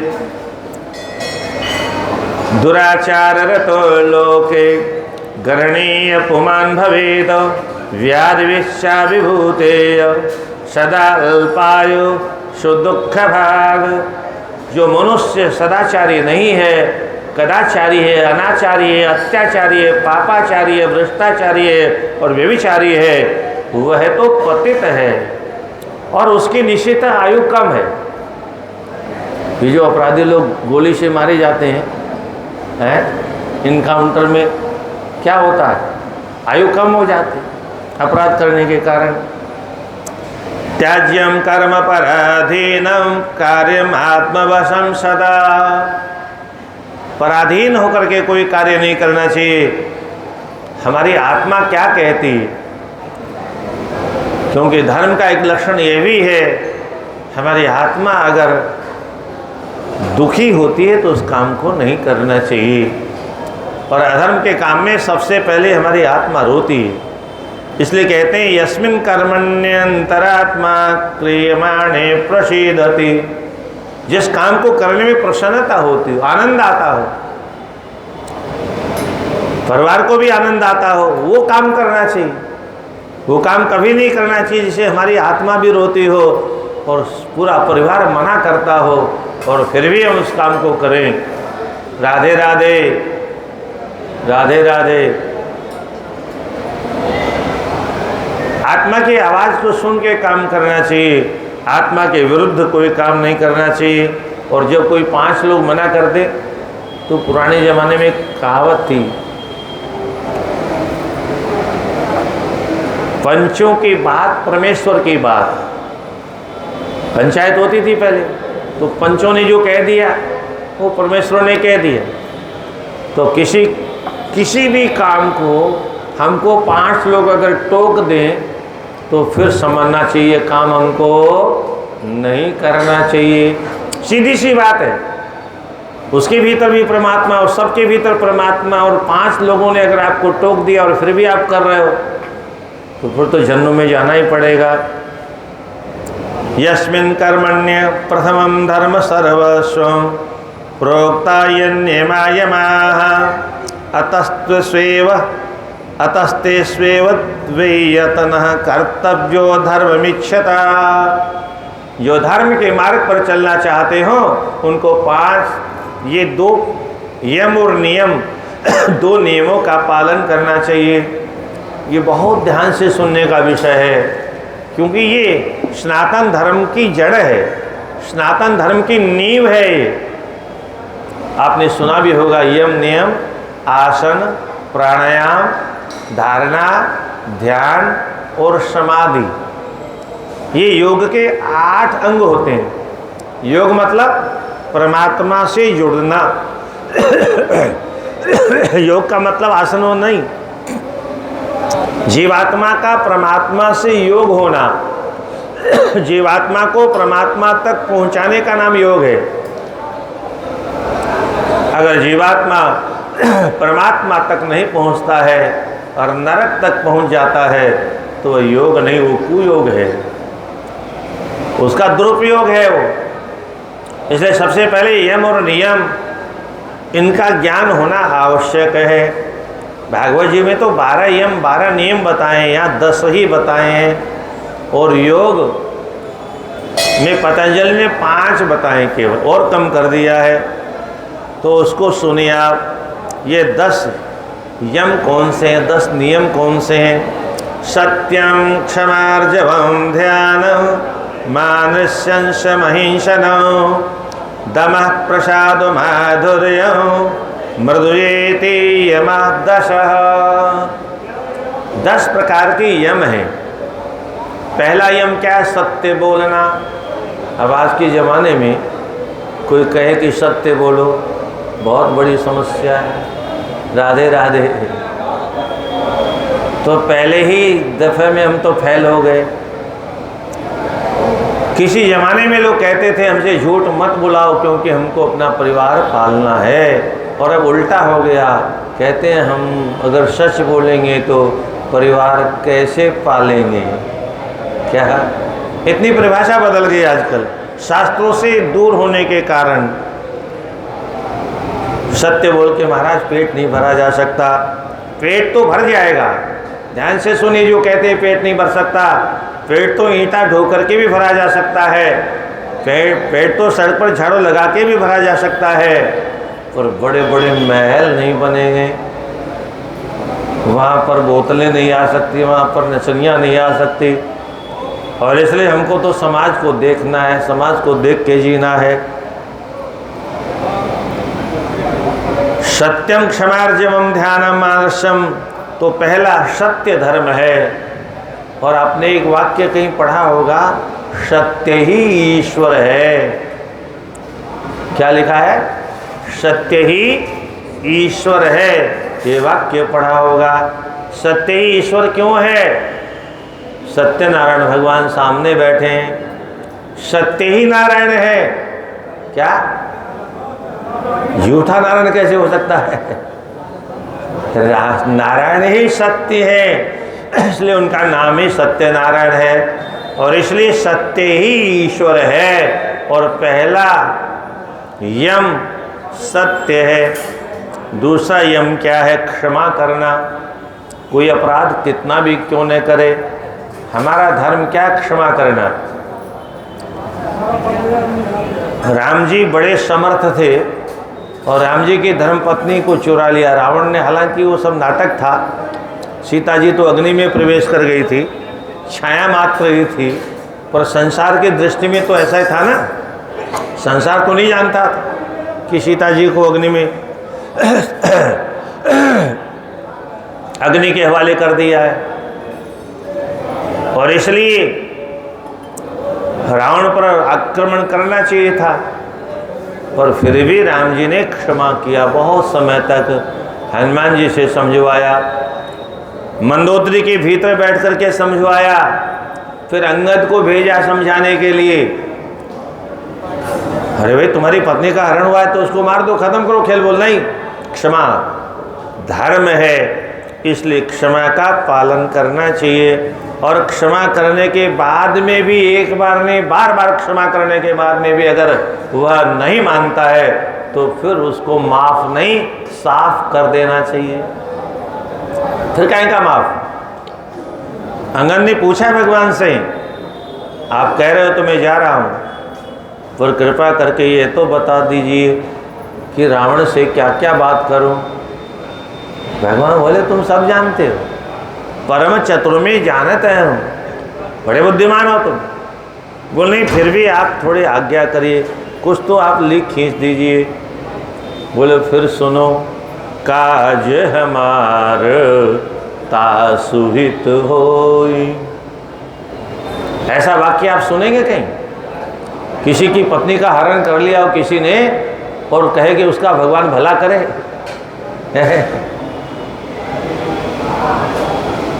शक्ति रहते हुए, हाँ कमजोर तो कह देगा इधर मारा तो इधर और मार दे, पर भगवान कैसे कह देगा? ये कमजोरों का, कायरों का काम है, इधर मारा है तो इधर मार दे। अरे उसको, उस मारने वाले हाथ को तोड़ दे ताकि दोबारा किसी को मारे ही नहीं हो। उसकी हिम्मत और बढ़ा रहे हो, ऐसा नहीं करना चाहिए। ये मूर्खों का सिद्धांत है, एक गाल पर मारा तो दूसरा गाल आगे कर देना चाहिए। पर भगवान राम कहते हैं हमारा कार्य भी हो जाए और शत्रु का भी भला हो जाए। ये क्या है? क्षमा।